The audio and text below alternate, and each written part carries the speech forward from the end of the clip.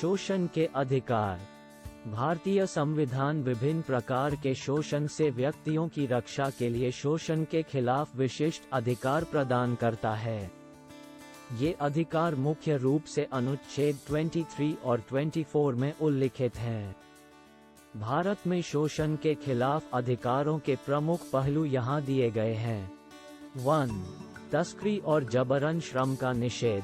अनुच्छेद 23 मानव तस्करी और व्यक्तियों के जबरन श्रम को प्रतिबंधित करता है। इसमें कहा गया है कि महिलाओं और बच्चों सहित मनुष्यों की तस्करी और जबरन श्रम का अभ्यास कानून द्वारा दंडनीय अपराध है। 2. बाल श्रम का उन्मूलन। अनुच्छेद 24 किसी भी खतरनाक व्यवसाय या उद्योगों में 14 वर्ष से कम उम्र के बच्चों के रोजगार पर प्रतिबंध लगाता है। ये सुनिश्चित करता है कि बच्चों को शोषक श्रम प्रथाओं के अधीन नहीं किया जाता है और उन्हें शिक्षा और उचित विकास के अवसर प्रदान किए जाते हैं। 3. शोषण और क्रूरता के खिलाफ सुरक्षा। जबकि विशेष रूप से शोषण के खिलाफ अधिकारों के रूप में उल्लेख नहीं किया गया है, संविधान व्यक्तियों को शोषण और क्रूरता से बचाने के लिए व्यापक प्रावधान प्रदान करता है। अनुच्छेद 14 कानून के समक्ष समानता के अधिकार की गारंटी देता है। ये सुनिश्चित करता है कि कोई भी व्यक्ति अनुचित व्यवहार या शोषण के अधीन नहीं है। अनुच्छेद 21 जीवन और व्यक्तिगत स्वतंत्रता के अधिकार की रक्षा करता है। व्यक्तियों को किसी भी प्रकार के शोषण से बचाता है जो उनकी गरिमा और कल्याण का उल्लंघन करता है।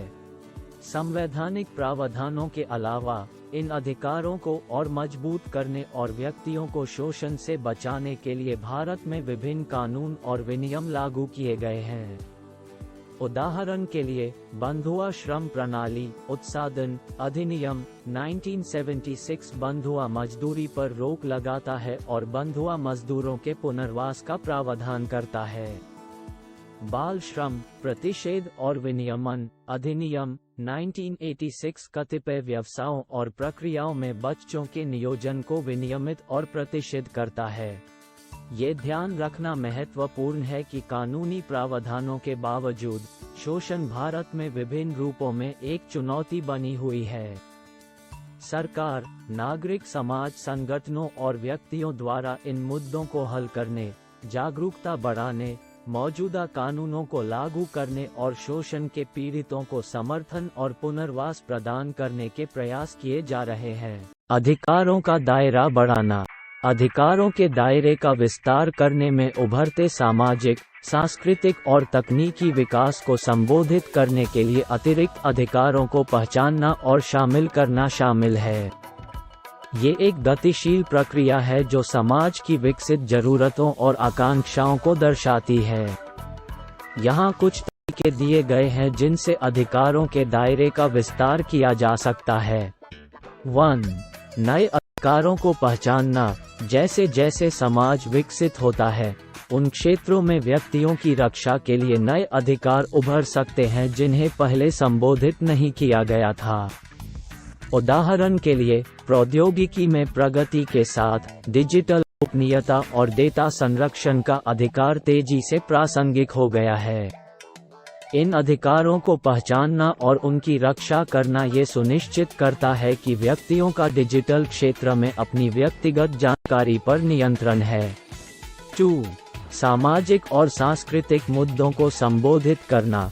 अधिकारों के विस्तार में सामाजिक और सांस्कृतिक मुद्दों को संबोधित करना भी शामिल हो सकता है जो पहले उपेक्षित थे। उदाहरण के लिए, हाशिए के समुदायों, स्वदेशी लोगों या यौन और लिंग अल्पसंख्यकों के अधिकारों को पहचानना और उनकी रक्षा करना ये सुनिश्चित करता है कि उनकी आवाज़ सुनी जाए, उनकी गरिमा का सम्मान किया जाए और उन्हें भेदभाव या बहिष्कार के अधीन न किया जाए। 3. आर्थिक और सामाजिक अधिकारों को बढ़ावा देना। आर्थिक और सामाजिक अधिकार, जैसे कि शिक्षा, स्वास्थ्य सेवा, आवास और एक सभ्य जीवन स्तर का अधिकार, समान अवसर सुनिश्चित करने और असमानताओं को कम करने में महत्वपूर्ण भूमिका निभाते हैं। इन सामाजिक आर्थिक अधिकारों को शामिल करने के लिए अधिकारों के दायरे का विस्तार नागरिक और राजनीतिक अधिकारों और सामाजिक आर्थिक कल्याण के बीच परस्पर संबंध को स्वीकार करता है। 4. पर्यावरणीय अधिकार। जैसे जैसे पर्यावरणीय मुद्दों के बारे में जागरूकता बढ़ती है, पर्यावरण की रक्षा करने और सतत विकास सुनिश्चित करने की आवश्यकता की बढ़ती मान्यता है। पर्यावरण अधिकारों को शामिल करने के लिए अधिकारों के दायरे का विस्तार, जैसे कि स्वच्छ और स्वस्थ पर्यावरण का अधिकार, इस समझ को दर्शाता है कि वर्तमान और भविष्य की पीढ़ियों के लिए पर्यावरण संरक्षण आवश्यक है। 5. कमजोर समूहों के अधिकारों का विस्तार। अधिकारों के दायरे का विस्तार करने में बच्चों, विकलांग व्यक्तियों, शरणार्थियों और प्रवासियों जैसे कमजोर समूहों के अधिकारों को मजबूत करना शामिल हो सकता है। ये सुनिश्चित करना कि उनके अधिकारों की रक्षा की जाए और उनके समावेश को बढ़ावा देना एक अधिक समावेशी और न्यायसंगत समाज में योगदान देता है। Thanks for watching. Political Knowledge 8470